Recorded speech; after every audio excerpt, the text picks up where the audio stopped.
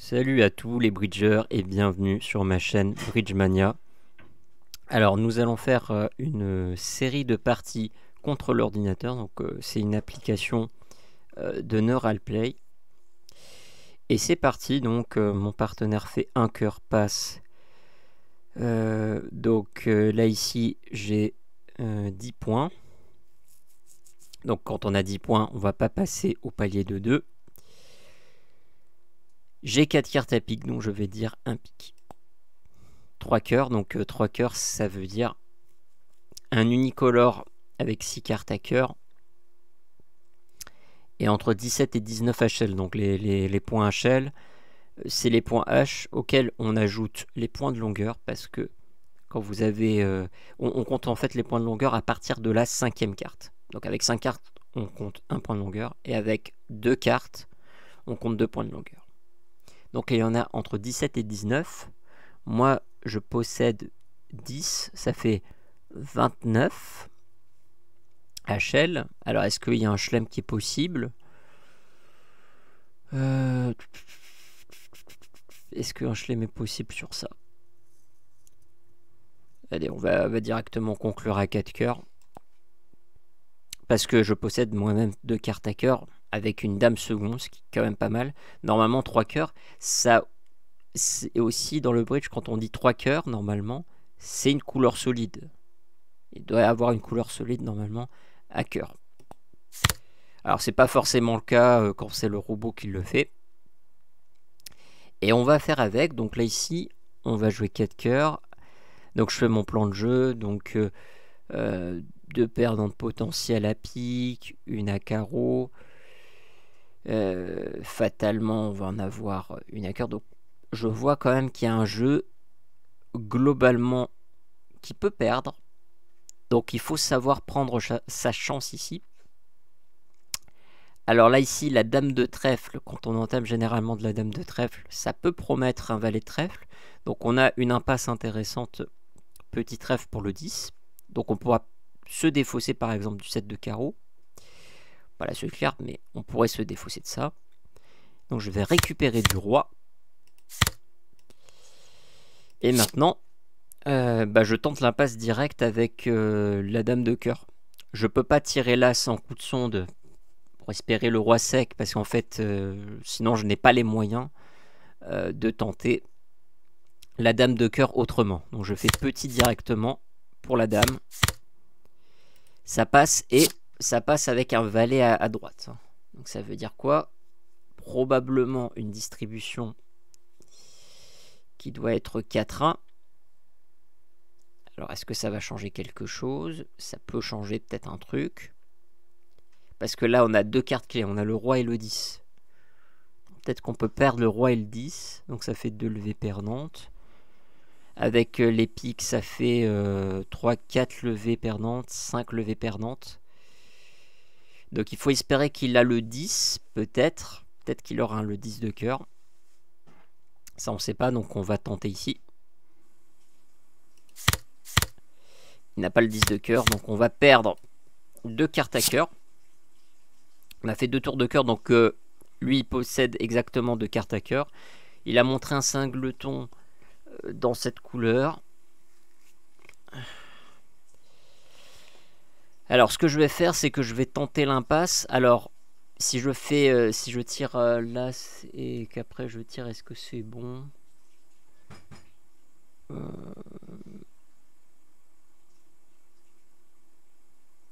Alors, on peut tenter l'impasse de n'importe quelle façon, hein. Là, ici, on en a 7. Qu'est-ce que je vais privilégier comme impasse? Peut-être que je vais privilégier les carreaux. Là, franchement, je sais pas trop. Il a là une majorité de piques, hein. Il a au moins 3 cartes à pique. Donc peut-être que je vais tirer l'as ici. Et tenter l'impasse. Ah. Bah de toute façon, là, il coupe une gagnante, donc je n'ai rien perdu. Au change, je n'ai rien perdu. C'est une perdante qui m'était destinée de toute manière.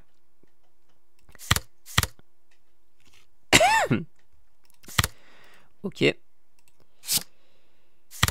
Ok, il envoie carreau. Alors peut-être qu'il faudrait peut-être tenter la dame de carreau. Entre guillemets, le roi de cœur c'est un peu mal joué parce qu'en fait là, il me permet directement en fait d'affranchir mes cœurs. Mes cœurs sont tous maîtres. Donc là je vais tenter la dame de carreau, même si je sais qu'est-ce qui va se passer. Non, visiblement pas, hein. Il peut tirer sous un roi. Hop là. Et on va tenter donc le dernier coup.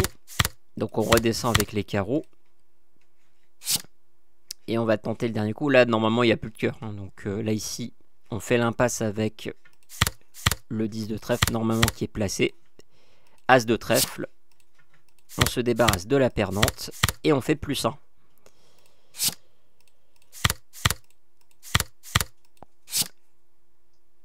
On demande le reste. Hop.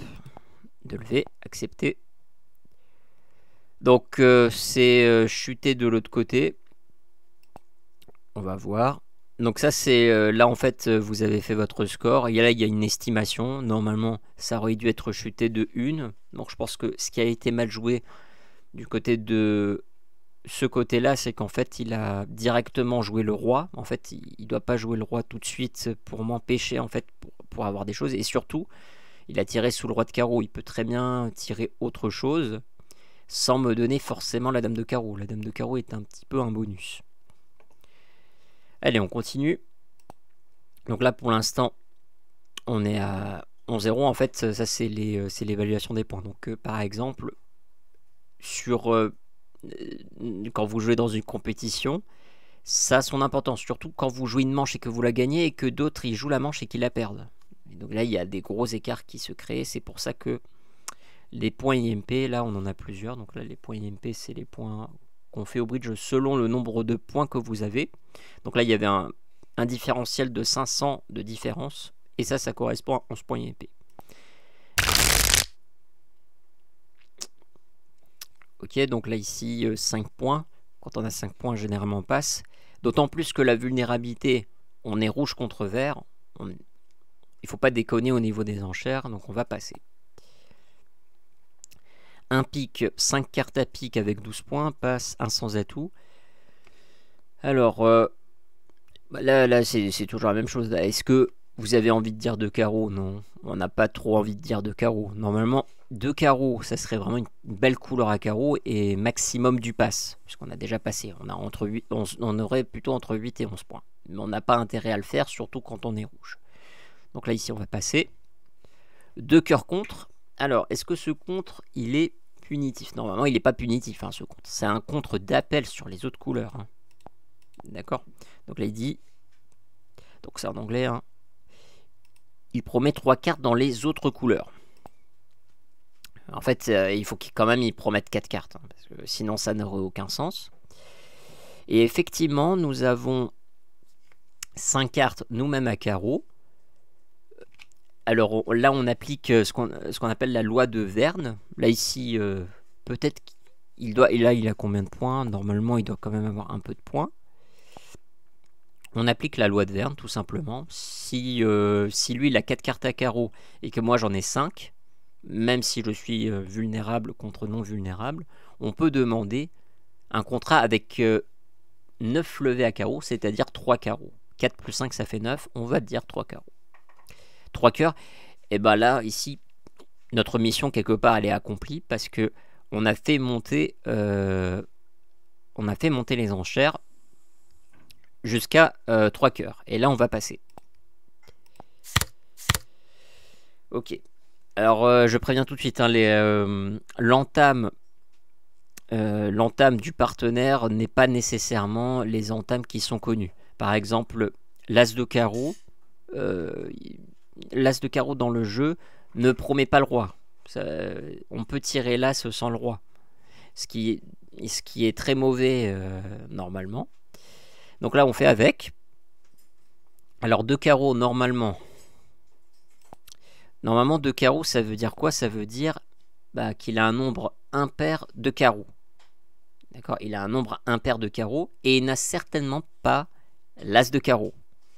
Donc, quand je vois tout ce qui se passe, je vois vraiment que ces cartes à carreaux, elles doivent pas être top. Alors, est-ce que je mets... je pense qu'il a quand même le valet de côté, donc je vais juste mettre le 8.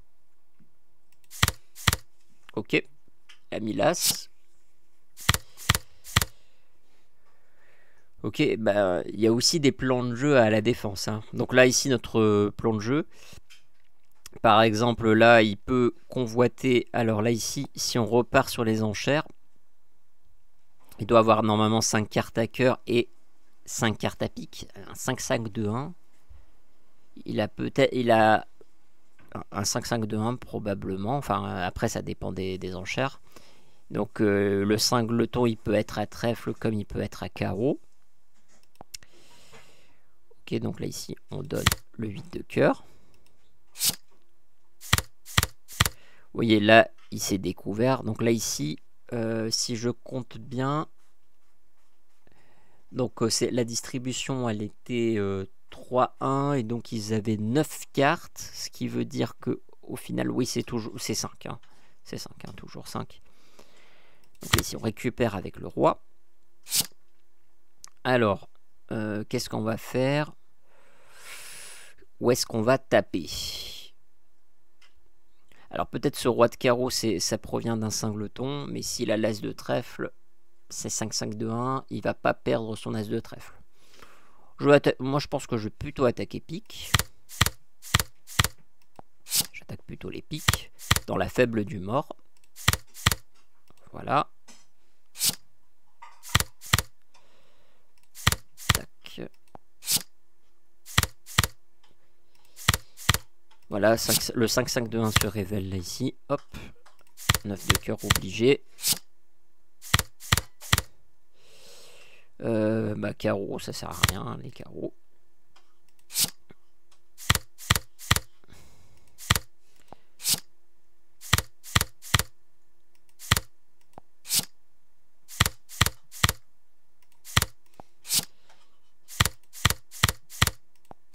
Ok.